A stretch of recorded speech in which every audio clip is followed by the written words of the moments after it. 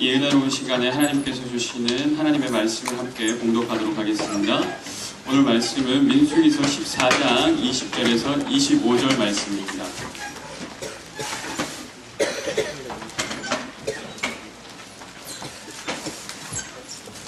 민수기 14장 20절에서 25절 말씀입니다.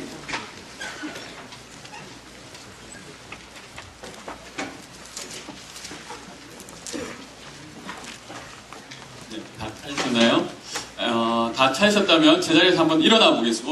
오늘 말씀을 일어나서 받도록 하겠습니다. 일어나서 함께 봉독하도록 하겠습니다. 제자리에서 한번 일어나 주시겠어요?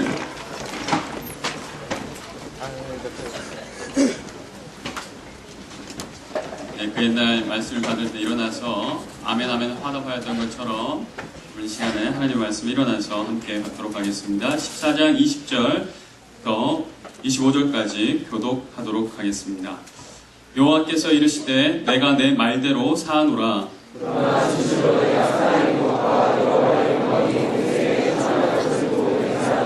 내 영광과 애국과 광야에서 행한 내 이적을 보고서도 이같이 10번이나 나를 시험하고 내 목소리를 청종하지 아니한 그 사람들은 내가 그들의 조상에게 낸 사랑을 결단하고 보지 못할 것이요 또 나를 멸시하는 사람은 항상 그것을 보지 못하리라. 그러나 내 종 갈렙은 그 마음이 그들과 달라서 나를 온전히 따랐은즉 그가 갔던 땅으로 내가 그를 인도하여 들리니 그의 자손이 그 땅을 차지하리라. 아말렉인과 하나님이 골짜기에 거주하나니 너희는 내일 돌이켜 홍해 길을 따라 광야로 들어갈지니라. 아멘.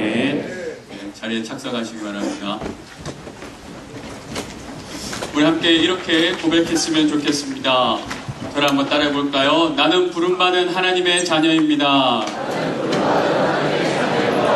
나는 보냄받은 예수 그리스도의 제자입니다. 오늘도 은혜 받겠습니다. 자, 옆 사람에게 이렇게 그렇다면 인사했으면 좋겠습니다. 제가 오늘 은혜 받아야 되니 내가 졸면 내 뺨을 때려 주십시오. 이렇게 인사하겠습니다. 시작. 은혜를 받아야 되겠습니다. 제가 혹시 졸면 제 뺨을 때려 주십시오. 네, 괜찮습니다. 괜찮습니다. 제 뺨을 실컷 때려 주십시오. 아, 여러분 정말 대단합니다. 정말 은혜 받기 위해서 내 뺨을 때려 달라니. 네. 오늘 뺨 맞는 역사가 일어나기를 축복합니다. 네, 오늘 뺨 맞아도 오늘 정말 감사한 날, 정말 희한한 날이 될 것 같습니다. 오늘 시간 우리 구호 한번 외쳐볼까요? 자, 여러분 허리를 잠깐 고추 세우시고, 예, 너무 기대지 마시고 고추 세우 구호할 때 이제 배를 좀 올려야 되니까요. 예. 그래서 우리 한 번에 합시다. 자, 구호하고 또 우리 박수하면서 우리 강사님 맞이할 텐데요. 강사 목사님 맞이할 텐데요. 우리 구호 한번 하도록 하겠습니다. 구호 준비! 거룩한 부르심에! 거룩한 부르심에! 거룩한 부르심에! 할렐루야! 아멘! 박수하겠습니다. 이 시간 강사 목사님 올라오시겠습니다. 박수!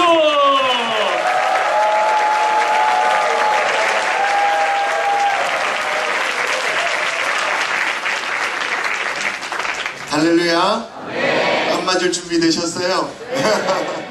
여러분, 어제 제가 설교를 시작하면서 그런 나눔을 좀 했었죠.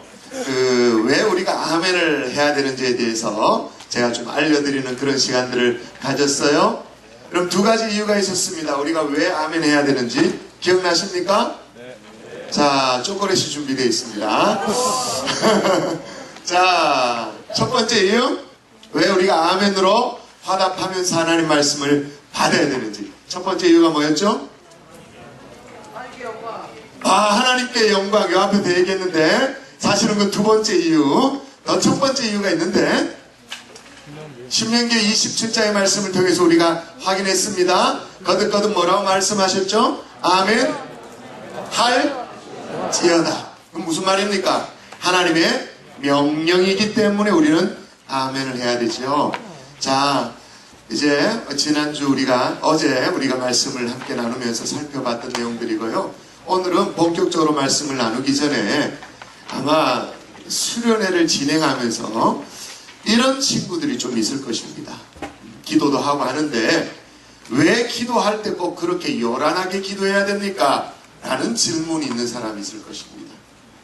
감히 손들어서 얘기는 잘 못하겠지만 분위기상 그런 의문이 있는 지체들이 있을 거예요. 성경 가보십시다. 이사야 38장. 오늘 본문 민수기로 다시 돌아와야 되니까 표시해 놓으시고 이사야 38장으로 가보십시다. 왜 우리가 그렇게 좀 요단 법석을 떼면서 그렇게 기도해야 되는가? 여러분, 이사야 38장에 보면 이 내용이 어떤 내용이냐면 갑자기 히스기야 왕이 병들어 죽게 되어지는 그 장면입니다. 쭉 보세요. 그냥 읽지는 않을게요. 근데 당대 최고의 선지자라고 일컬어지는 이사야 선지자가 와서 뭐라고 말하냐면 너는 내 집에 유언하라. 내가 죽고 살지 못한다. 완전 그냥 많은 하늘의 날벼락 같은 얘기를 전해주죠. 죽는다 그러니까 주변 정리 다 하고 유언하고 그렇게 하라. 그렇게 말을 해요. 이 얘기를 듣고 히스기야는요, 이거 얼굴을 벽으로 향하고 하나님 앞에 매달려 기도를 합니다. 기도했다라는 대목이 어디 있죠? 2절 보시겠어요? 2절 같이 읽습니다. 시작. 예, 기도했대요. 근데 여러분 이게 좀 이상하지 않아요? 이상한 점 발견해 보십시다. 벽을 보고 물론 이상합니다. 근데 1절과 상관관계 속에서 이상한 점을 발견하십시오. 제가 1절 읽어볼게요.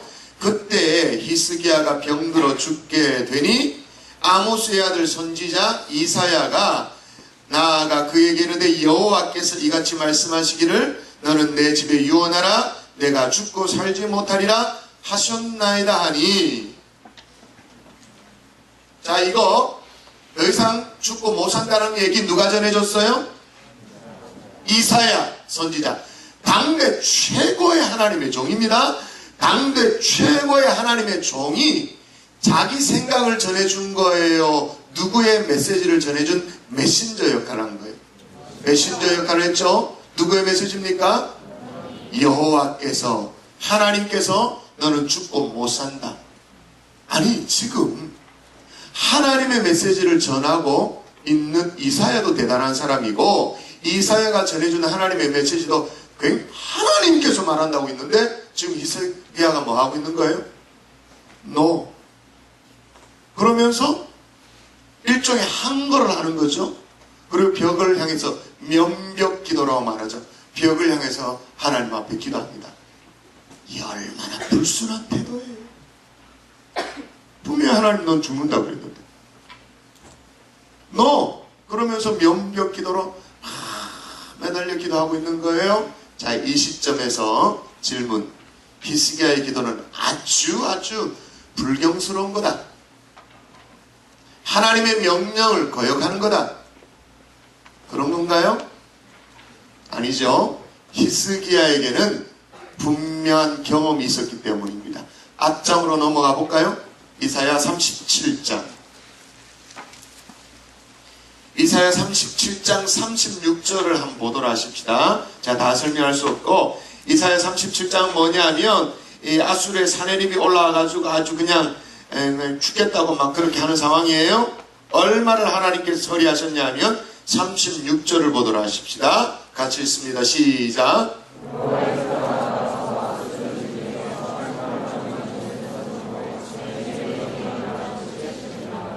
예, 얼마를 하나님께 처리하셨어요? 18만 5천을, 그것도 그냥 아침에 일어나 보니까 시체뿐이었더라. 하나님께서 역사하시면 아수르의 18만 5천도 하루아침에 해결해 주시는 것을 히스기야가 봐버렸어요. 경험해버렸어요. 기도 응답을 경험했단 말입니다. 그러니까 38장에 물론 그게 하나님의 메시지였고 당대 최고의 선지자 이사야가 전하는 하나님의 메시지라 할지라도 본인이 경험한 하나님, 히스기야가 자기가 경험한 하나님은 18만 5천을 처리하신 하나님이기 때문에 역시나 이번에도 하나님께서 내 기도에 응답하신다라는 확신이 있었던 거예요. 그래서 하나님의 뜻과는 상관없이 불경스럽게 난 저항합니다, 나는 노합니다, 그게 아니라 전에도 응답하셨던 하나님이 오늘에도 응답하실 줄 믿습니다. 그런 마음으로 기도한 거예요. 하나님이 히스기야의 기도를 들으셨죠? 그죠? 들어서 생명을 연장시켜 주셨습니다. 연장시켜 주셨는데 15년이나 생명을 연장시켜 줬는데 이런 기적과도 같은 응답이 나타나게 된 계기가 중요해요. 여러분 다시 38장으로 오셔서 5절을 읽어보십시다. 5절 우리 형제들이 한번 읽어볼까요? 형제들이 진짜 많네. 야 자매들을 좋겠다. 형제들 사이에서 자 우리 형제들이 38장 5절을 한번 읽어보세요. 읽습니다. 시작.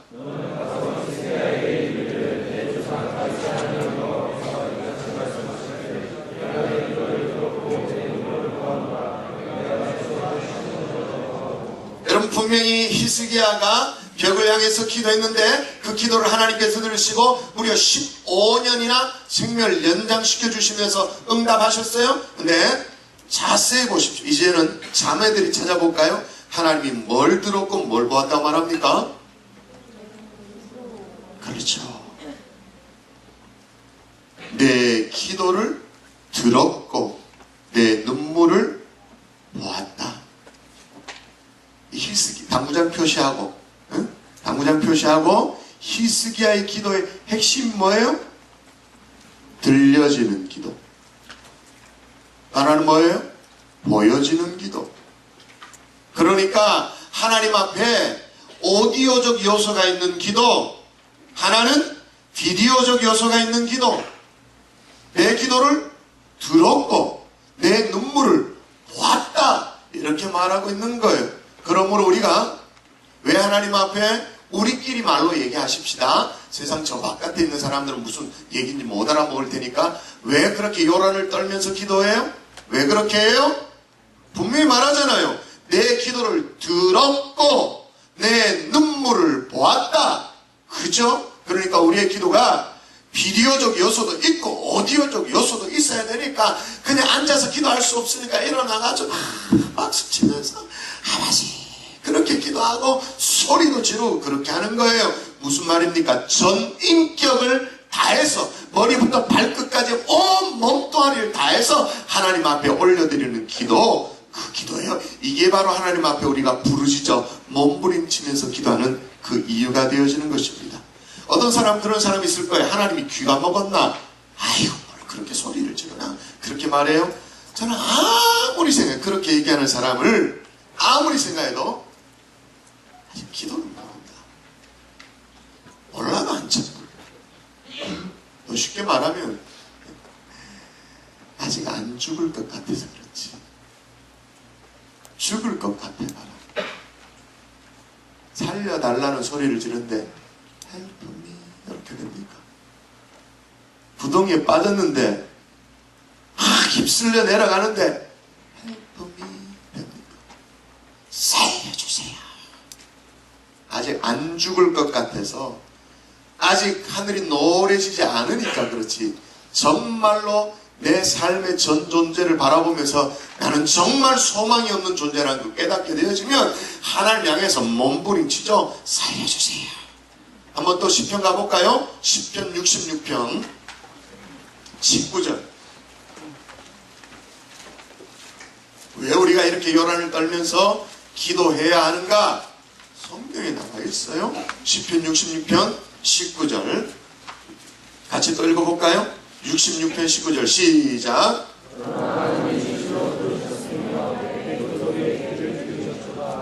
내 기도 뭐에 귀를 기울인다고요? 소리에. 기도 소리라고 말했습니다. 기도 생각이라고 말하지 않았어요? 기도 묵상이라고 말하지 않았어요? 기도 소리에 귀를 기울이신다. 예레미야 33장 3절 말씀 뭐예요?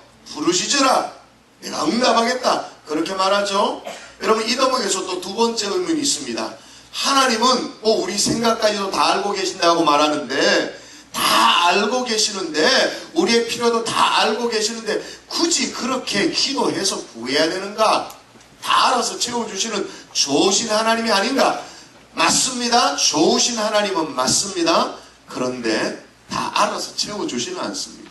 여러분 또 찾으십시다. 여러분 성경을 정말 잘 찾고 잘 공부하는 그런 대학부인 것 같아요. 자꾸 찾도록 하는 거예요. 에스겔서 36장 37절 정확하게 성경적인 근거를 가지고 여러분의 신앙의 뼈대들을 하나하나 세워나가야 되는 거예요. 기도도 마찬가지라는 거예요. 에스겔서 36장 37절. 굳이 다 알고 계시는 하나님인데 왜 우리가 또 구해야 되는가? 에스겔 36장 37절. 페이지 수 빨리 얘기할 수 있는 사람 얘기해 주실래요? 1209 또는 208. 그 어떤 있는 것 같아요? 1209, 1208. 같이 읽습니다. 36장 37절 시작.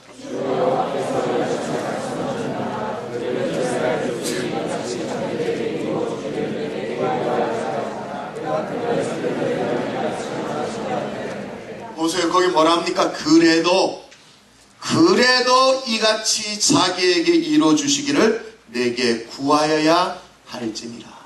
하나님 좋으신 하나님 맞단 말이에요. 다 주기를 원하시는 하나님 맞단 말이에요. 자녀니까 채워주기를 원하는 분 맞단 말입니다. 그러나 뭐라 말해? 그래도 이같이 자기들에게 이루어주시기를 내게 구하여야 할지니라. 생각만으로는 안 됩니다. 생각만 하고 있으면 안 돼요. 여러분, 이런 사람이 있어요. 하나님은 내가 생각만 해도 응답하신다. 그 얘기는 하나님은 정말 좋으신 하나님이시다. 그 말은 맞아요. 근데 여러분, 생각만 했는데 응답되면 어떻게 됩니까? 배려입니다. 배려. 큰일 납니다. 생각만 했는데 응답된다? 여러분, 지금 예배 시간에도 말씀 듣는 시간에도 특별히 형제들 엄한 잡다한 생각 다 하고 음란한 생각 다 하는데 생각한 대로 응답된다? 큰일 나죠. 도대체 내가 마누라 몇 명이어야 되는 거야? 생각한 대로 내 머릿속에 생각이 얼마나 다양한 종류의 생각이 있는데 얼마나 온전치 못한 생각이 있는데 생각대로 응답된다? 응답되면 안 돼요. 그러면 안 돼요. 큰일 나요. 우리가 얼마나 이상한 생각들을 날 많이 하는데 얼마나 추잡한 생각들을 많이 하는데 생각한 대로 응답 안 해주시는 게 하나님의 은혜인 것입니다. 구한 대로 하나님 앞에 부르짖어 구한 대로 응답해 주시는 것이 너무 감사한 거예요. 여러분, 우린 생각으로 오만 더러운 거 생각하면서 하나님 앞에 구하는 건 다르게 구할 수 있잖아요. 그런데 하나님이 응답을 우리의 생각대로 이상하게 응답 주시지 않고 우리의 구하는 대로 응답 주시는 게 얼마나 감사해요. 더 감사한 일이죠. 생각대로 응답하지 않습니다. 구한 대로 응답 주시는 하나님이시죠. 세 번째, 기도와 관련돼서 이런 의문이 있을 수 있습니다. 성경을 좀 안다는 사람, 좀 그래도 성경 읽어봤다는 지체들, 대학생들이 이런 얘기해요. 목사님 그렇게 기도하는 것은 중언부언하는 기도가 아닙니까? 그렇게 얘기를 해요? 여러분, 어떻게 생각하세요? 내가 어제 저녁에 보니까 옆에 뭐 이렇게 마을장에 이렇게 보고 하니까 뭐 기도 좀 한다고 하는데 계속 한다는 얘기가 아버지여 지팡이 내려놓게 하여 주시옵소서, 지팡이 내려놓게 하여 주시옵소서. 그렇게만 맨날 똑같은 얘기 하는데 그게 무슨 기도입니까? 중언부언 기도 아닙니까? 그런 얘기가 있을 수 있어요? 대답해 보십시다. 중언부언 맞나요? 왜 아니라고 얘기하죠? 거기서 말하는 중언부언을 잘못 이해하고 있어요. 그냥 단순하게 한자를 풀면 곤란해요. 중언부언이라는 한자 자체를 풀어서 했던 말 또다시 반복한다. 그러니까 중언부언이다. 그렇게 말하면 안 돼요. 거기서 말하는 중언부언은 뭐냐면 이런 거 있죠.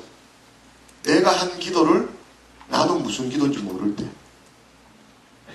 무슨 말인지 이해돼요? 내가 기도하고 있어요. 기도하는데 옆에 이제 목사님이 너 뭔 기도했니? 몰라요. 너 뭐 부르짖었니? 글쎄요. 내가 기도를 하고 있지만 내가 하는 기도를 나도 잘 모를 때 그때 하는 얘기예요. 근데 여러분, 우리 교회 성도 가운데 참 아픈 환자들이 많습니다. 그런 경우에 남편이 지금 병원에 중환자실에 있는 경우에 아내들의 입장에서 하나님 앞에 새벽에 나와서 하나님 앞에 기도하는데 정말 외마디 기도밖에 못해요. 아버지. 그 아버지란 말 속에는 그게 다 녹여져 있습니다. 아버지, 지금 내 남편의 상황을 알지 않습니까? 아버지, 지금의 상황과 형편을 알지 않습니까? 하나님 아버지 살려주셔야 됩니다. 이 남편이 지금 정신 차리고 이제 은혜 받고 이제 정말 그리스도의 제자로 살려고 하는데 지금 이 상황 정말 곤란합니다. 하나님 뭔가 조치를 취해줘야 됩니다. 이 모든 내용들이 딱 세 글자 안에 다 녹아져 있죠. 아버지. 근데 그 집사님이요, 그 아버지만 부른데 아버지 이걸 1시간 동안 하고 가. 자, 그럼 중원부원이에요 그게? 아니죠. 기도했던 내용은 아버지 한 세 글자 요것밖에 없습니다만은 절대 중원부원이 아니죠. 왜? 내가 무슨 기도를 하고 있는지 나는 분명히 알아. 정확하게 알고 있어요. 그렇기 때문에 그건 중원부원이 아니에요. 여러분 기도 이해하십니까? 왜 요란하게 기도해야 됩니까? 요란이란 말을 여러분 잘 소화하시고 이해하세요?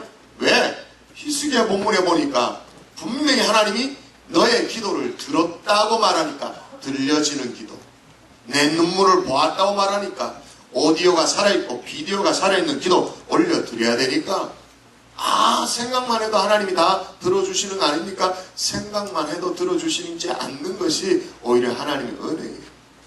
구해서 하나님이 응답 주시는 게 하나님의 축복입니다. 그리고 중원부원 기도, 내가 기도하면서도 내가 뭔 기도를 하는지 모르는 기도가 그게 중원부원하는 기도예요.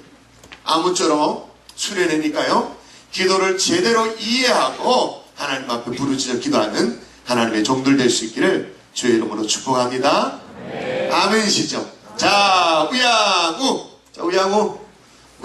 예, 앉는 자리에서 우양우. 이쪽이 우양우구나. 우양우. 자, 어깨 주무르십시다. 3층 천으로 올라간 사람 12명이 있었기 때문에 지금 이런 시간을 갖습니다. 악악 소리가 나야 되는데 비명소리, 목덜미, 감정을 넣어가지고 그냥 두들겨 팰까? 이제는 두들겨 팹시다. 예, 드럼 소리 나도록. 자, 이제 원수 갚아야 되죠. 좌양자 원수 갚는 시간이 돌아왔습니다. 목덜미 주물러 돌아갑시다. 그렇지. 야, 이 비명소리가 나야 돼.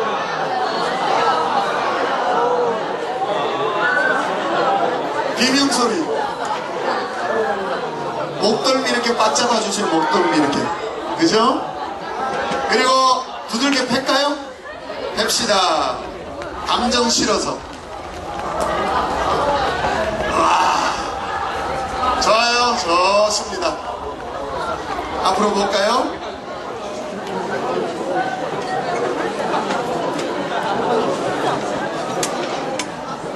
우리 옆에 있는 지체에게 이렇게 인사합시다. 날 깨워줘서 고맙다. 그렇게 인사하시죠.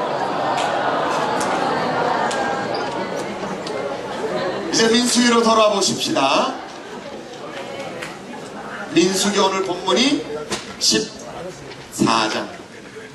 여러분, 우리가 믿는 하나님은요, 애굽의 종되었던 이스라엘 건져내서 척박한 광야를 지나 끝끝내 축복의 땅이라고 말하는 가나안 땅에 들어가시게 하시는 좋으신 하나님이 우리가 믿는 하나님이신 줄 믿습니다. 또한 그 하나님은 마귀의 종되었던 이스라엘을 애굽에서 끌어낼 뿐만 아니라 우리 또한 마귀의 종되었던 그 자리에서 애굽의 종처럼 살지 않도록 하셨던 것처럼 그 마귀의 종으로 살지 않도록 은혜 가운데 건져내셔서 천국 백성으로 우리를 삼아주신 하나님이신 줄 믿습니다. 그러므로 하나님은요, 이 땅에 발을 딛고 사는 우리가 말이에요, 더 이상 애굽의 종처럼 살기를 원치 않으십니다. 마귀의 종 노릇하면서 그렇게 살기를 원치 않으십니다. 또한 이스라엘 백성들이 그랬던 것처럼 척박한 광야에서, 그 사이는 광야가 있었으니까 애굽과 가나안 사이에는 광야가 있었잖아요. 이 광야에서 불평하고 원망하면서 그렇게 살기도 원치 않으셨어요. 이 가나안의 축복 속에서 천국 백성답게 감사와 감격으로 살기를 원하셨죠. 그러나 여러분, 우리의 삶을 쭉 돌아보면 도대체 말이에요, 가나안의 축복 속에서 살고 있나요? 아니면 이 광야의 원망과 불평 속에 살고 있나요? 신분은 천국 백성 분명한데 종처럼 사는 사람들이 너무나도 많아요.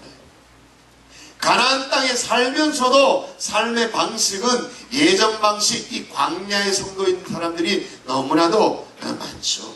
굉장히 많습니다. 이상해요. 그게 하나님을 향한 원망이든 아니면 세상을 향한 이 시스템에 대한 원망이든 간에 어쨌든 간에 어쨌든 원망하고 불평하고 한탄하면서 그렇게 사는 사람들이 굉장히 많습니다. 이상하게도 오늘 본문이 이스라엘 백성들처럼 그렇게 사는 경우가 많아요. 여러분, 이스라엘 백성들이 어땠나요? 바로의 손에서 살려달라고 했잖아요. 하나님 앞에 살려주세요. help me, help me 외쳤잖아요. 그래가지고 10가지 재앙에다가 멀쩡한 바닥까지 갈라가지고 그렇게 건져주니까 지금 아직 홍해를 건널 때 묻었던 이 신발에 묻은 뻘도 채 마르기도 전에 뭐라고 말해요? 이스라엘 백성들 목말라 죽겠다고 불평해요. 왜 물 안 주냐고 불평해요. 그래가지고 쓴물을 단물로 변화시켜가지고 목을 축이게 해주니까 이제는 배고파 죽겠다고 아우성입니다. 굶주린 이스라엘 백성들 만나를 주고 또 뭐 고기 먹고 싶다 그러니까 메추라기 주고 반석에 물 터뜨려가지고 다 줬습니다. 싹 다 줬습니다. 다 줬어요. 그리고 밤에는 추울까봐 어떻게 했어요? 히터 켰잖아요. 불기둥. 그죠? 낮에는 이 땡볕에 막 어지러울까봐 어떻게 했어요? 엄브렐러로 다 어떻게 구름기둥 현기증 느낄까봐 싹 다 줬어요. 싹 다. 아니 이쯤 되면 철 좀 드려야 되잖아요. 이쯤 되면 뭔가 좀 시건이 드는 그런 자녀다운 모습이 보여야 되잖아요. 그런데 오늘 본문의 배경이 되어지는 이 가데스 바냐라는 그 지역에 와서 이스라엘 백성들이 가나안에 이제 들어가야 되니까 12명의 정탐꾼을 보내죠. 보내고 나서 이제 보고를 듣습니다. 보고를 듣고 뭐라고 말하는지 여러분은 신명기 민수기 14장을 펼쳤으니까 2절에 가보십시다. 앞으로 넘어가서 2절 보고를 듣고는 뭐라고 하는지를 보십시오. 2절 시작.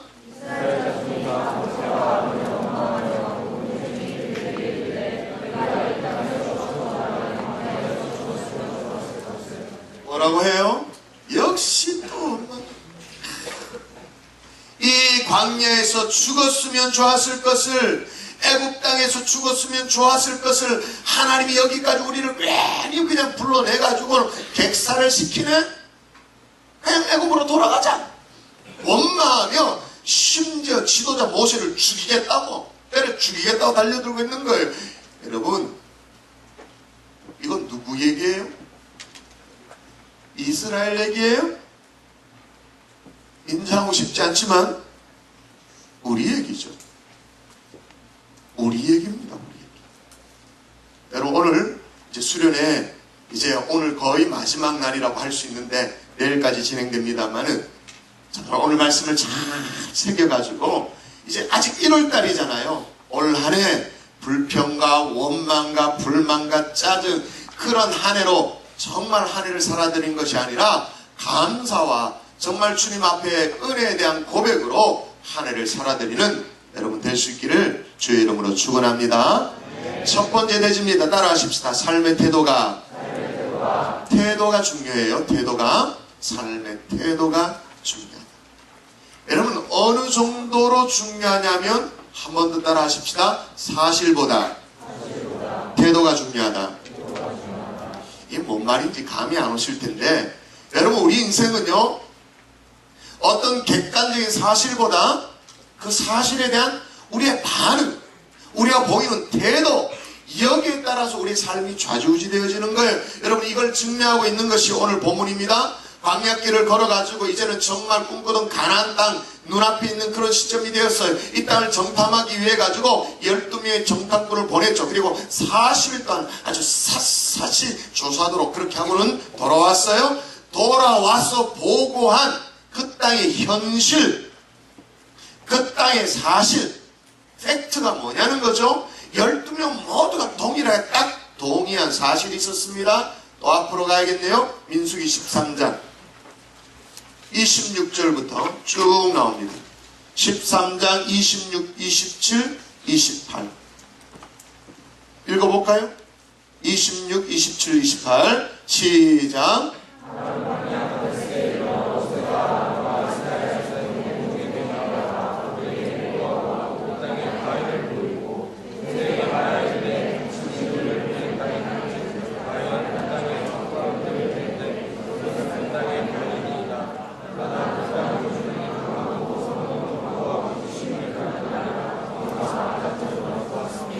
여러분 읽으면서 점검하셨나요? 그 땅을 정탐해 보니 그 땅에 대한 팩트가 뭐예요? 크게 두 가지 팩트가 있죠? 사실이 있습니다. 첫 번째 사실은 뭐냐면 과연 젖과 꿀이 흐르는 땅이었다.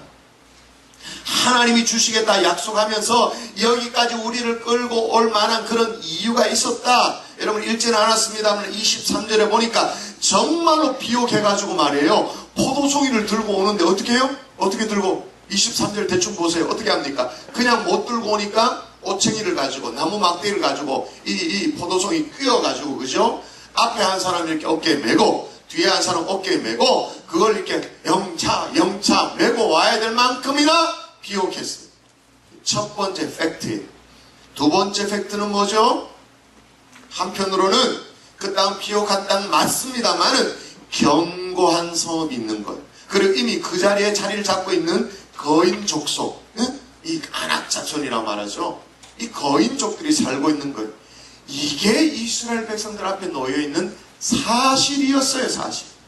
그런데 이 사실에 대한 반응, 이 사실에 대한 태도, 사실에 대해서 12정탐꾼은 다 동의를 했어요. 근데 이 사실에 대한 반응은 각각 달랐습니다. 갈렙과 여호수아는 막 상기되어져가지고 이야 하나님이 허락하시는 땅 이제 올라가 보자. 과연 여기까지 우리를 인도해 오실 만했다. 진짜다. 한번 가자. 그렇게 말합니다. 근데 10명의 정탐꾼의 반응 태도는 어땠는가? 33절 13장 33절 자매들 읽어볼까요? 거기서 시작.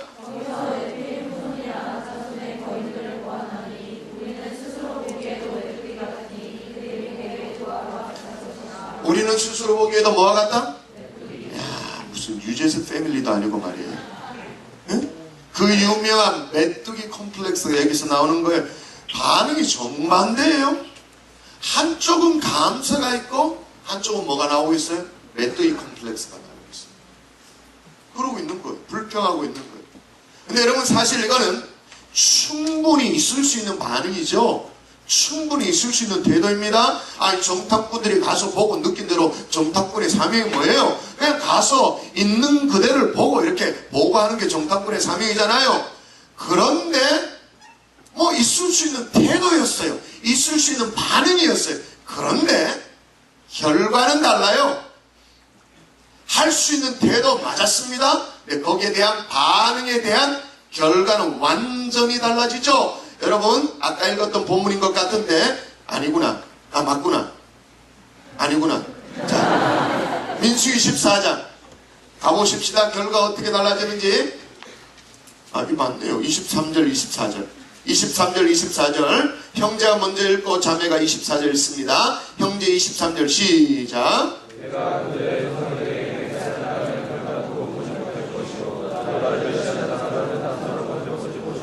자 23절까지는 뭐라고 말합니까? 너희 조상들에게 맹세한 땅을 결단코 보지 못하리라. 나를 멸시하는 사람들은 한 사람도 그것을 보지 못하리라. 한쪽은 보지 못했습니다. 24절 자매들 읽습니다. 시작.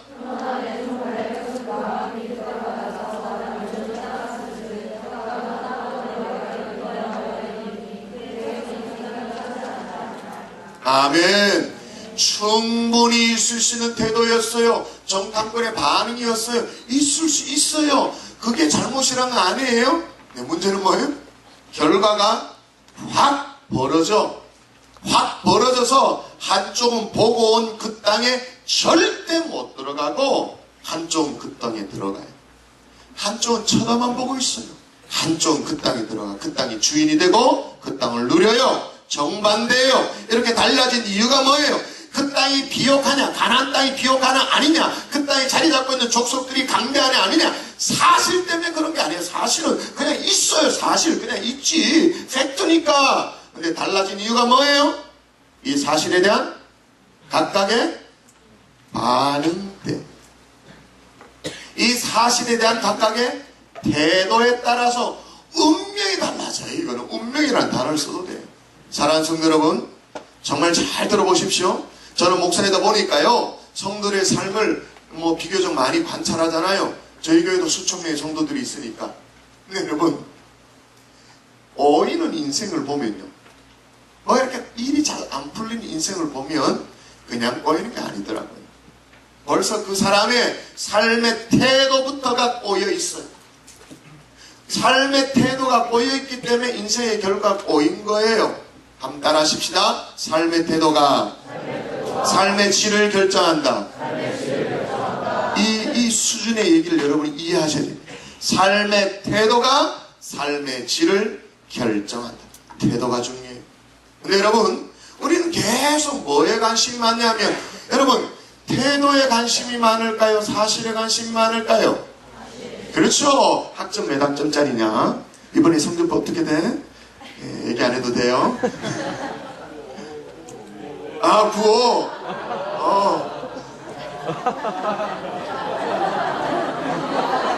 학점에 관심이 많아요.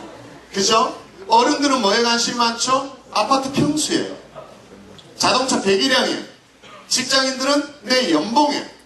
몽땅 다 팩트에 관심이 많아요. 사실에 관심이 많아요. 근데 여러분, 사실 때문에 인생이 더 행복해지고 덜 행복해지는 거 별로 없어요. 사실 여러분, 아파트 평수 좀 넓다 치고, 예를 들면 고층 아파트가 있는데 로얄층에 좀 산다 칩시다. 근데 그렇게 사는 사람이요, 삶의 태도를 잘못 가져요. 삶을 비관해요. 그래서 이상한 마음을 먹어요. 그래서 좀 잘못된 마음을 먹고 이 로얄층 있잖아요, 신매층, 거기서 떨어져 죽으면 어떻게 됩니까?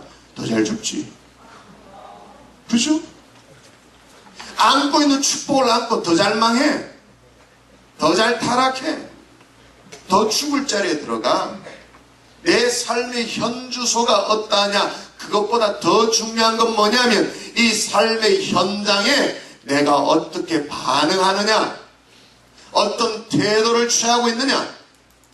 우리 아버지가 내게 어떤 용돈을 얼마 주냐, 그 사실보다 받은 용돈에 대한 내 삶의 태도, 반응.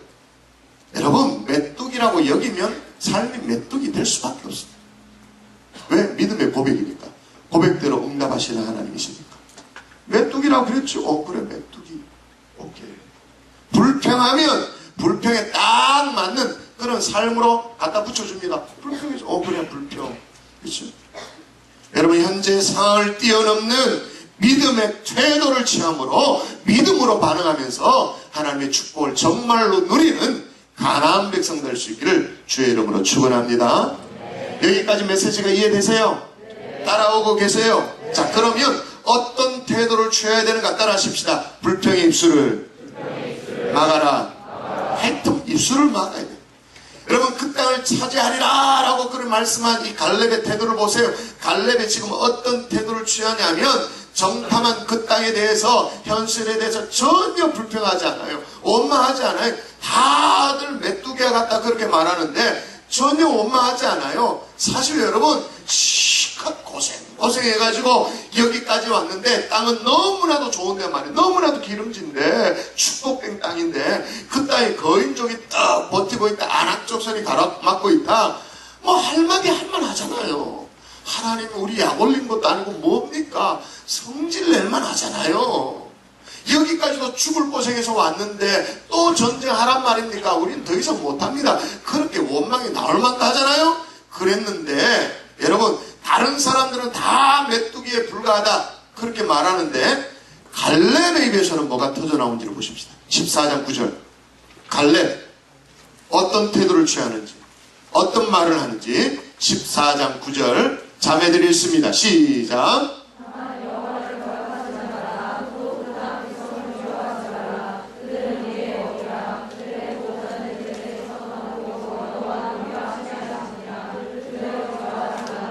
아멘. 여러분, 읽으면 들으면서도 믿음의 반응이 일으켜집니까? 믿음의 선포가 느껴지세요? 하나님이 함께 하시면 그들은 우리의 먹이라 밥이라 올라가서 그 땅을 취하자 능히 이길 것이다. 여러분 여기에서 중요한 영적 원리를 깨닫으셔야 되는데요. 불평만 하지 않아도 뭐만 하지 않아도 불평만 하지 않아도 믿음의 반응을 할 수 있습니다. 우리는 그래요. 세상 사람은 못하지만 우리는 그래요. 불평만 막아내도 믿음의 태도를 취할 수가 있어요. 불평만 하지 않아도 믿음의 선포를 할 수 있는 사람이 저와 여러분들인 줄 믿습니다. 근데 문제가 뭐냐면 이 요놈의 입 때문에, 이놈이 조둥이 때문에 그냥 불평과 원망이 문제예요. 더 심각한 것은 뭐냐면요, 여러분 불평하기 시작하면 잘 들으십시오. 내가 불평을 하기 시작하잖아요. 불평에 맞도록 사실까지도 왜곡시킨다는 사실. 내가 불평을 하고 있어요. 그러면 이 불평에 아주 딱딱 들러맞도록, 아주 아구가 맞도록 사실을 왜곡시켜요. 자 보십시오. 민수기 13장 32절 그 증거인데, 이 10명의 이 영탐꾼들이요, 불평꾼들이 말이에요, 얘기하는 거 들어보세요. 32절 우리 형제들이 한번 읽어보십시다. 13장 32절이에요 자, 여러 군데 성경 읽으라 그래서 죄송합니다만은 성경을 통해서 정확하게 확인하십시다. 13장 32절에 이 불평꾼들 뭐라고 말하는지 보십시다. 시작.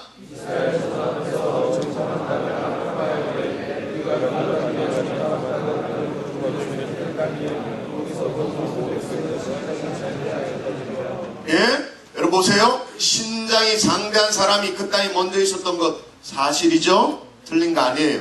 그래서 자기 자신이 메뚜기처럼 초라해 보이고 왜소해 보였다, 뭐 그렇게 말하는 거 아니겠습니까? 근데 중요한 것은, 자 제일 처음으로 돌아가서 보세요. 32장 제일 처음에 보면 이스라엘 자손 앞에서 그 정탐한 땅을 뭐하여? 악평했다. 그 말은 뭐죠? 몹쓸 땅이라. 땅에 대해서 평가를 하는데 악평했다라는 거예요. 아주 척박한 땅이다. 돌산이다. 도무지 식물이 자랄 수 없다. 그래가지고 뭐라고 말합니까? 우리가 두루 다니며 정탐한 땅은 그 거주민을 삼키는 땅이에요. 도무지 살아있을 수가 없어서 거기에 살고 있는 사람들 다 그냥 삼켜버리는 그런 척박한 땅이다. 그렇게 말합니다. 근데 여러분, 이 얘기를 하는 사이에 이 사람들 어깨는 뭐가 들려져 있어요? 꼬챙이 끼어가지고 뭐 들고 있어요? 포도송이. 혼자 들고 올 수 없어가지고 너무나도 비옥한 땅에서 이 수확한 거 보여주려고 샘플로 가져온 그 거대한 포도송이 어깨에 들려져 있으면서 뭐라고 말한 거예요? 그 땅은 못쓸 땅이야. 그 땅은 척박한 땅이야. 거주민을 삼키는 땅이야. 뭐 들고 있으면서? 포도송이 들고 있으면서. 내가 보니까 그 땅 사람들 다 굶어 죽고 있어. 뭐 들고 있으면서? 포도송이 들고 있으면서. 혼자 메고 오기에 버거워가지고 두 사람이 메고 있는 이 포도송이 들고 있으면서도 그 땅을 악평해 삼키는 땅이라고 말해요. 뭐 하는 거죠? 거짓말하고 있는 거죠. 왜 그랬을까요? 이 정탐 갔던 12명 대표소에서 보낸 사람들, 그 중에 2명 빼놓고 한 10명 정도는 원래 사기꾼들이어서 그래요? 아니죠. 12정탐꾼을 보낼 때 그래도 이 이스라엘 12지파 대표해가지고 대표 선수로 뽑아서 보냈어요. 괜찮은 사람들이에요. 신망할 만한 사람이에요. 신뢰할 만한 그런 사람들이었어요. 그런데 왜 그렇습니까? 여러분, 이겁니다. 잘 알아야 돼요. 불평을 하면, 딱 불평하기 시작하면 모든 상황을 합리화시켜야 됩니다. 그래서 내가 한 불평에 걸맞게 사실까지도 왜곡시킵니다. 싹 다 그렇습니다. 보세요. 이스라엘의 10명의 정탐꾼들 대표 선수까지도 다 그랬으니까 거짓말하게 되어진 것이에요. 사실까지도 왜곡시키는 본능이 우리 속에서 작동되어지는 거예요. 여러분 잘 보세요. 추워 죽겠다고 말합니다. 불평합니다. 추운 건 사실이에요? 추운 건 사실이죠. 오면서 보니까 제가 자동차의 온도계 이렇게 보니까 영하 5도 이렇게 나오더라고요. 이제 좀 올라갔겠죠. 이제 날씨가 이제 햇볕이 나고 하니까 영하 그래도 한 2, 3도쯤 되겠죠. 추운 건 사실이에요? 그건 사실이야. 근데 이 사실에 대한 반응이 뭐예요? 죽겠다예요. 정말 죽나? 얘 삼층천으로 갔다. 깨울 수 있으면 깨워봐요. 죽은 게 아니고 추워서 나는 존다. 근데 우리는 말을 어떻게 하죠? 추워 죽겠다고 말합니다. 거짓말하고 있죠? 안 죽겠어요. 추워서 살겠어요. 왜? 새로운 교회는 좋은 교회에서 히타 빵빵 나오는데 수련회 장소 잡아줘요. 아이들 감기 걸리면 어떡하나 걱정하면서 모든 수식들이 염려하고 있어요. 추워서 죽는 게 아니라 추워서 살겠어요. 이게 사실이에요. 그런데도 우리는 거짓말하고 있어요. 추워 죽겠다고 말하고 있죠. 그러면 정말 죽도록 하나님께서 조치를 취하실 수도 있어요. 좀 이따 얘기할게요. 여러분, 저는 제일 웃기는 게요, 주비들이 말이에요. 이제 삶이 너무 팍팍하다 그런 걸 얘기하면서 자기 남편이 벌어오는 그 월급 봉투를 가지고 뭐라고 말합니까? 우리 남편의 월급이 쥐꼬리만 하다. 쥐꼬리를 봤는지 모르겠어요, 진짜. 쥐꼬리를 보기나 하고 그렇게 얘기하는 것인지. 아니죠. 아닌 거예요. 틀린 반응을 하고 있는. 사랑하는 여러분, 다시 말합니다. 여러분 입술 속에서 불평이 터져 나올 때 이것만 틀어 막기만 해도 여러분은 믿음의 반응을 할 수 있는 사람이라고요. 이미 그런 영적인 소양이 있다고요. 하나님께서 그런 믿음을 주셨다고요.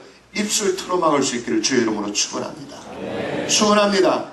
세 번째, 하나 더 막을 게 있어요. 불편의 습관을 막아라. 따라하십시다. 불편의 습관을 막아라.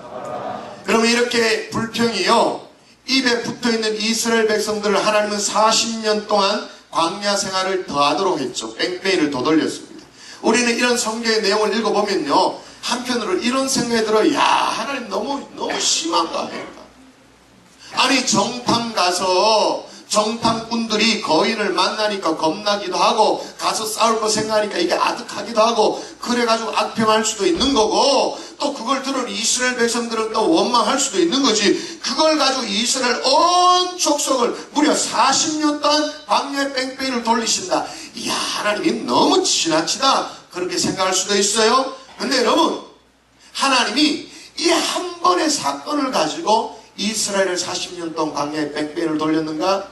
아니에요. 보세요. 이런 모진 결정을 한 그 이유가 뭐예요? 14장 22절 같이 읽도록 하십시다. 14장 22절 시작.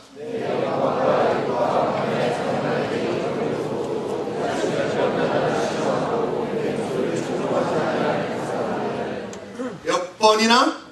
10번이나 무슨 얘기예요? 그냥 한 번쯤 불평한 게 아니라 뭐예요? 이미 박혀있는 불평의 습관. 언제나 그런 식으로 반응하고 뭘 봐도 뭘 줘도 뭘 경험해도 늘 틱틱대는, 그죠? 제가 여러분 수련회 와서 첫날 와가지고 여러분이 먹는 밥을 먹어봤어요. 괜찮더라고요. 그죠? 근데 뭘 줘도 늘 불평의 사람은 국이 짜다, 싱겁다, 왜 고기 안 주냐, 계란 후라이 주면 좋겠는데 햄 없냐, 뭘 줘도 불평하는 사람은 다 불평해. 그런 친구에게 삭스핀을 줘보세요. 이게 뭐냐? 그럼 삭스핀 자체를 몰라. 랍스타를 줘보세요. 이거 어떻게 깨먹냐? 아이 불편해. 손 더러워져. 그렇게 말하지. 불평이 몸에 배어있는 사람은 뭘 줘도 불평입니다. 왜? 불평이 뭐기 때문에? 습관이니까. 습관이라는 게 뭐예요? 뭐가 들어오든지 간에 나갈 때는 이게 한 가지로 나가는 거예요. 예? 뭐가 입력되든 인풋이 뭐더라도 나가는 것은 불평이에요. 뭐가 오더라도 무슨 축복이 오더라도 나가는 건 불평이에요. 진짜 불평거리 와도 불평, 감사거리가 와도 불평, 불평의 습관 때문에 그래요. 그럼 멕시코의 어느 마을에요, 온천과 이 뜨거운 물이 나오는 이 간헐천이라고 말하죠. 여러분 간헐천 같은 거 구경한 적 있으세요? 막 이렇게 부글부글 끓어오르는. 여러분 여담입니다만은 여러분 대학생 때는요, 저는 호연지기를 진짜 넓혔으면 좋겠어요. 좀 돈을 모아가지고 여행을 하세요. 전 세계를 좀 누벼보세요. 배낭여행도 좀 하고 어학연수 뭐 이렇게 스펙 쌓는 그런 건 사실 별 필요 없어요. 별로 중요하지도 않아. 더 중요한 건 뭐냐면 여러분이 호연지기를 넓혀야 되는데요. 전 세계를 쭉 돌아다니다 보면 굉장히 온천이 막 터져나오는 그런 데 많잖아요. 저 뭐죠? 미국의 팜스프링, 아니다, 팜스프링 말고 뭐지? 옐로스톤, 그죠? 맞아. 옐로스톤에 가보면 그게 얼마든가 시간별로 이렇게 막 70m인가 100m까지 막 솟아오르는 뭐 그런 데가 있죠. 하여튼 뭐 하여튼 그 비슷한 간헐천에 있었던가 올라오르는 물, 그죠? 그 온천이 있고 희한하게 그 옆에는 또 냉탕이 있는 거예요. 냉천이 있는 거예요. 거기에서 이제 관광객들이 보니까 멕시코의 원주민들이 거기에서 이제 그 온천에 간헐천에 옷을 이렇게 그냥 알레 담궈두는 거예요. 이게 완전 그 뭐죠? 삶는 효과가 있는 거잖아요. 부글부글. 그래가지고 쓱 건져내가지고 그 옆에 있는 냉탕에다 쓱 몇 번 이렇게 쭉 하니까 세탁이 끝나는 거예요. 그래가지고 관광객들이 그걸 지켜보면서, 야, 이 멕시코의 원주민들은 진짜, 야, 빨래를 쉽게 하니까 아낙네들이, 이 아주머니들이 굉장히 행복해 하겠네요. 감사해 하겠네요. 자연에 대해서 정말 이렇게 감사하는 마음이 있겠네요. 라고 가이드에게 얘기하니까 가이드의 대답이 뭐냐면, 아니라는 거, 불평하고 있다는 거예요. 왜 불평하냐면, 왜 비누가 안 나오냐고. 비누가 나오면 좋겠는데 비누가 안 나와서 이게 아주 불편하다고 불평하고 있대요. 무슨 얘기를 제가 하고 있죠? 불평의 습관. 뭘 줘도 늘 그런 식으로. 뭘 줘도. 솔직히 우리가 한두 번은 원망할 수도 있죠. 한두 번은 불평할 수도 있습니다. 그 문제가 아니라니까요. 지금은 이건 뭐냐면 습관이 되어버린 걸 얘기하는 거예요. 불평이 습관이 되어버린 사람 이제 방법이 없어. 뭘 줘도 불평이니까. 근데 여러분 한번 TV 광고가 있는데 영상을 제가 준비했는데 한번 보도록 하십시다. 한번 보도록 하십시다. 잠 좀 깨어야 되니까 한번 볼까요? 야, 사표를 내자 사표 내자. 부럽다. 취직을 해야 사표를 쓰지. 부럽다. 누워서 TV도 보고. 눕고 싶지. 아닙니다. 아, 부럽다. 저 땐 그래도 제대하면 끝이었는데 부럽네. 예, 박하선언전이죠. 근데 여러분 마지막에 뭐라고 말했습니까? 직장인이 부럽다. 정말 부러워해야 되는 거예요. 군복 입고 가부좌 자세를 해가지고 딱 차렷하고 있는데 저 때는 좋았는데 부럽다? 불경기에 한파에 직장이 없어서 고생하고 있는데 부럽다 말해야 됩니까? 여러분 여기 나오는 사람요 짧은 몇 초였는데 진짜 짧은 이게 30초 광고밖에 아니잖아요.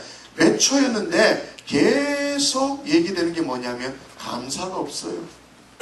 자신의 삶이 왜 찌질한지 그것만 늘 불평하고 불만하고 있어요. 다시 한번 보세요. 감사가 있는지 다시 한번 보십시오. 발견해 보십시오. 한 번만 더.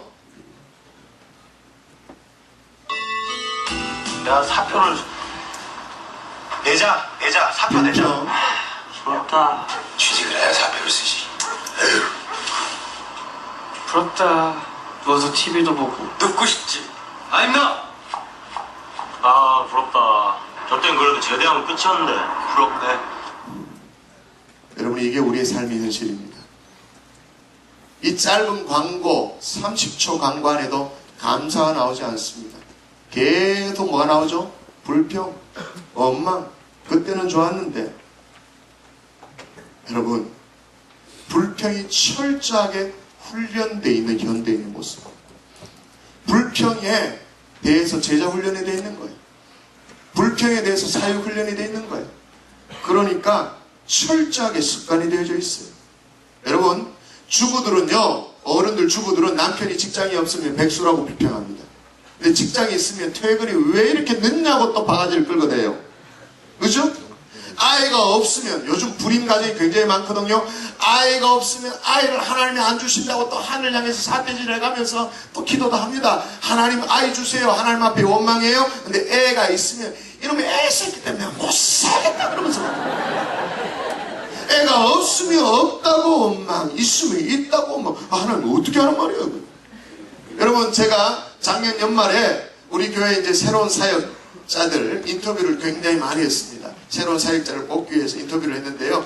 그때 그러면서 느낀 바가 있었어요. 사역자에게 여러분 사역지가 없으면 이렇게 얘기합니다. 하나님 왜 나를 신학교 보내가지고 사역지도 없는데 필드도 없는데 이는 뭐 왜 사역지 안 줍니까? 불평합니다. 근데 사역지를 주면 이제 인터뷰하면서 사역지를 주겠다 그러면 뭘 얘기한 줄 알아요? 악십니까? 경상도 사투리로. 힘듭니까? 샐러리는 얼마 줍니까? 사역지를 안 주면 안 준다고 불평, 사역지를 지금 주려고 마음 먹으면 이 힘드냐고 불평. 엄마 여러분 불평의 습관 뿌리 뽑을 수 있기를 주의 이름으로 축원합니다. 이거 반드시 고쳐야 되는 것입니다. 왜? 불평이 하늘로부터 오는 모든 축복을 다 가로막고 있어요. 다 가로막고 있어요. 모든 것들을 복을 내가 다 떨어내고 있어요. 다 밀어내고 있어요. 그건 다른 사람이 아니야. 내가 그렇게 하고 있는 거예요. 여러분 한번 생각해 보십시오. 하나님이 왜 12정탐꾼을 가나안 땅에 미리 정탐을 시켰을까? 굉장히 중요한 부분이에요.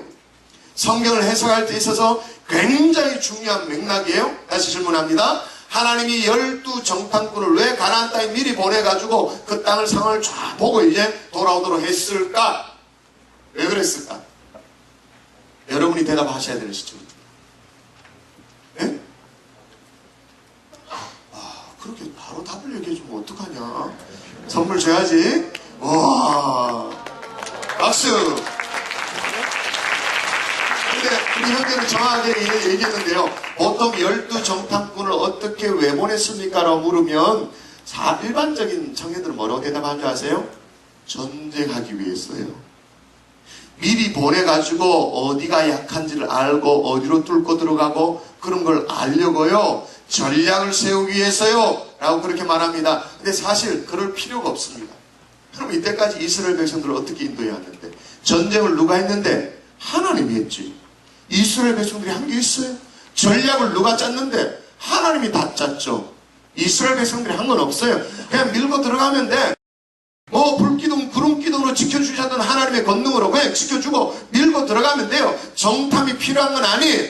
여러분 이 정탐의 목적은 전쟁이 목적이 아닙니다. 우리 형제가 얘기한 것처럼 반응이 문제예요. 어떻게 반응하는가? 여러분 왜 하나님은요 이런 마음이 있었어요. 이 12명 대표 선수 다 뽑아가지고 마치 커튼을 열어 제치는 것처럼 이렇게 쫙 열어 제쳐가지고 이 가나안 땅을 쫙 보여주면 봐라 얘들아 쫙 보여주면 이 12명의 정탐꾼들이 와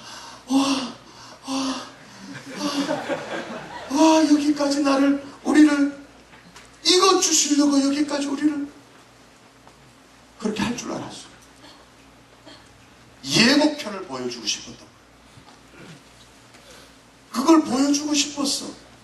하나님 생각에는 이 12정탐꾼을 커튼을 열어 제쳐가지고 쫙 봐라 얘들아 라고 보여주면 다 하나같이 감격하고 감동하며 야 하나님의 뜻이 진짜 이제는 깨달아집니다. 그럴 줄 알았어요. 그랬는데 불평이 이내 바뀌어버리니까 불평이 습관이 되어버리니까 하나님은 감동할 줄 알았는데 이스라엘 백성 뭐예요?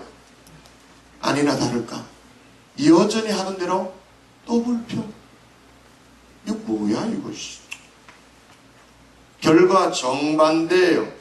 불평의 습관이 이렇게 무서운 거예요. 하나님의 생각에는 야, 이 정도면 감사하겠구나, 이 정도면 내 마음을 알아주겠구나 그렇게 생각했는데 불평이 습관이 되어버리니까 무슨 축복을 줘도 다 불평인 거예요. 여러분 그래서 러시아의 대문호 도스토옙스키는 이런 얘기했습니다. 인간은 감사할 줄 모르는 두 발 달린 동물이다. 인간은 감사할 줄을 모르는 두 발 달린 동물이다 그렇게 말했어요. 여러분 불평의 습관 때문에 성도이기 전에 대학부 멤버이기 전에 인간으로서도 자격 미달인 그런 사람들이 한 명도 없기를 주의 이름으로 축원합니다. 축원합니다. 말씀의 결론을 맺겠습니다. 그럼 어떻게 하란 말인가? 첫 번째 적용 포인트예요. 따라 하십시다. 입술의 문을 위해 기도하라. 여러분 찾아볼까요? 이미 여러분이 잘 아는 말씀인데 시편 141편 3절 말씀, 시편 141편 3절 말씀을 읽어보십시다. 시편 141편 3절 빨리 찾은 지체들 우리 한번 읽어주십시다. 같이 빨리 찾으신 분 있죠? 시작. 예, 시편 기자는 자기 자신을 너무나도 잘 알았어요. 그래서 뭐라고 말합니까? 여호와여 내 입에 파수꾼을 세우사 내 입술의 문을 지켜주시옵소서라고 기도하고요. 그러니까 여러분의 기도 제목 하나를 더 드리는 거예요. 여러분의 입술을 위해 기도해야 됩니다. 입술에 파수꾼을 세워주시옵소서라고 여러분이 기도해야 돼요. 입술을 지키기 위해서 기도해야 되는 거. 그러니까 요 입이 문제, 새 치아가 문제. 이게 잘 안 돼요. 기도하셔야 되죠. 두 번째 적용 포인트입니다. 따라하십시다. 감사를 표현하라. 여러분 입술의 문을 지킨다고 기도한다고 해서 그게 잘 되는 게 아니에요. 감사를 표현해야 됩니다. 숙제를 드립니다. 여러분 입술로 감사의 인사를 적어도 오늘 한 10명 정도와 한번 하시면 좋겠어요. 제가 저녁 집회 때 여러분 제가 숙제 냈는가 확인할 때 감사의 표현 10명 하셨냐 물어볼 거예요. 두 번째 숙제입니다. 표현 방법은 입술로 감사 인사하는 것들로도 표현이 가능합니다만은 두 번째 표현 방법은 하나님 앞에 감사의 예물로도 감사를 표현할 수 있습니다. 수련회 어땠는데? 좋았어요. 입으로 싹 닦고 끝나는 게 아니고 수련회 어땠는데? 찬양 좋았어요. 우리 마을장 짱이었어요. 그렇게 입 싹 닦는 게 아니고 말로만 때우는 게 아니고 뭐예요? 구체적으로 하나님 앞에 감사의 예물을 올려요.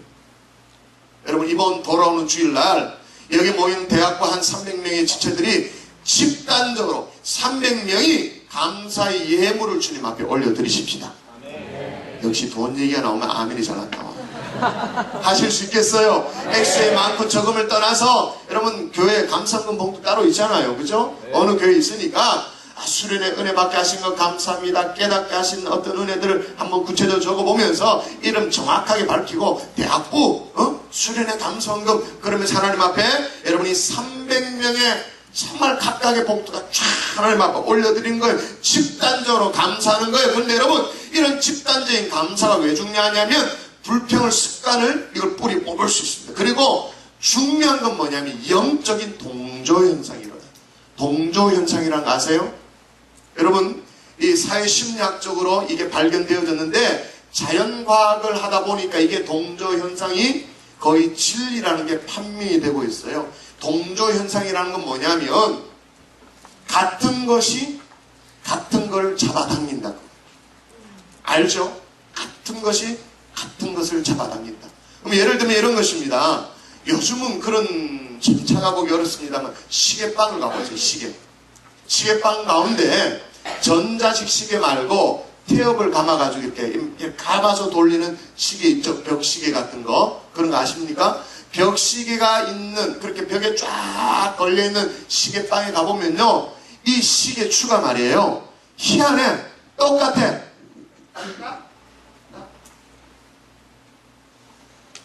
이게요. 시계방 주인이 손이 막 몇 개가 있는 것도 아니고 막 사람 서가지고 야, 이 다 똑같이 시계추를 이쪽으로 쫙 밀어놨다가 하나 둘 셋 하면 동시에 딱 놔야 돼. 이렇게 해서 딱 놔가지고 딱 맞는 게 아닙니다.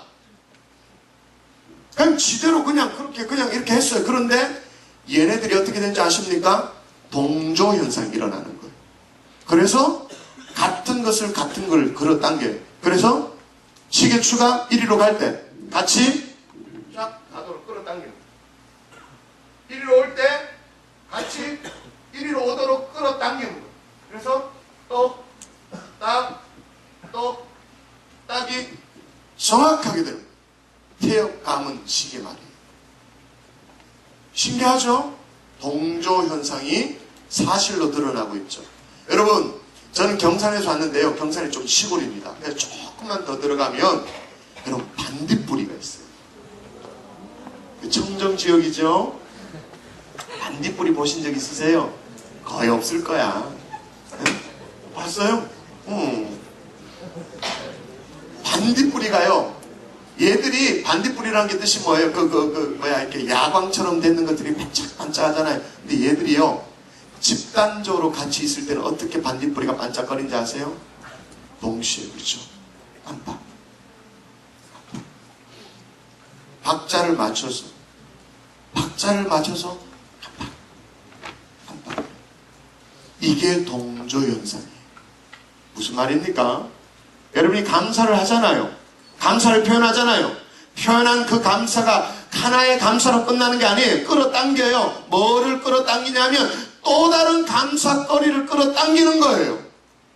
그러니까 감사하는 사람이 또 감사거리가 있는 거예요. 끌어당기니까. 근데 여러분이 만일 불평을 하잖아요. 그러면 불평거리가 달라붙어 또 다른 불평거리가 오는 거예요. 삶이 꼬여서 불평하잖아요. 그럼 더 꼬이는 게 오는 거예요. 더 힘든 거예요. 더 짜증나는 거예요. 더 죽겠는 거예요. 살지 못하겠는 거예요. 그래서 약 먹어볼까 떨어져 볼까 오만 생각 다 하는 거예요. 동조현상이 일어나는 거예요. 여러분의 감사가 또 다른 감사를 부르는 이 감사의 동조현상이 일어날 수 있기를 주의 이름으로 축원합니다. 그래서 오는 주일에 말이에요. 여러분이 집단적으로 이 300명이 함께 하나님 앞에 감사의 예물을 드려보자는 거예요. 이 함께 감사를 표현할 때 얼마나 어마어마한 이 감사의 동조현상이 대학교 안에 이 구석구석에서 일어나는지 우리가 한번 지켜보자고요. 그걸 한번 경험해 보자는 거지. 할 수 있겠어요? 한번 그렇게 해보도록 하십시다. 근데 여러분 만일 이런 감사의 동조현상 이런 것들을 여러분이 일으킬 수 없다면 여전히 불평이 이 습관이 되어가지고 계속 뿌리 내려져 있다면 여러분에게 남은 것은 딱 이겁니다. 25절. 오늘 본문 민수 24장 25절. 이제 여러분에게 남아있는 건 이것밖에 없어요. 삶의 태도를 바꾸지 못하면, 불평과 원망의 습관을 벗어버리지 못하면 여러분에게 남겨져 있는 것 25절 읽습니다. 시작.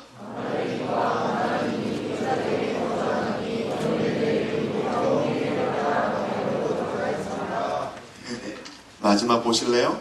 내일 돌이켜 홍해 길을 따라 광야로 돌아갈지니라.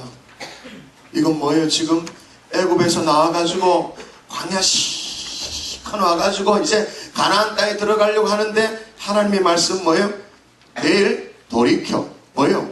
뒤로 돌아가. 가나안 땅 없다. 뒤로 돌아가. 광야에서 40년. 중요한 얘기를 할게요. 예수 믿고도 삶이 왜 고달파요? 거의 대부분 이 문제. 예수 믿는데도 왜 이렇게 삶이 행복하지 않아요? 거의 대부분 뒤로 돌아가 했기 때문에. 광야에서 여전히 살고 있기 때문에. 삶의 태도가 삶의 질을 결정합니다. 감사의 사람 될 수 있기를 주의 이름으로 축복합니다. 우리 같이 한번 찬송하십시다.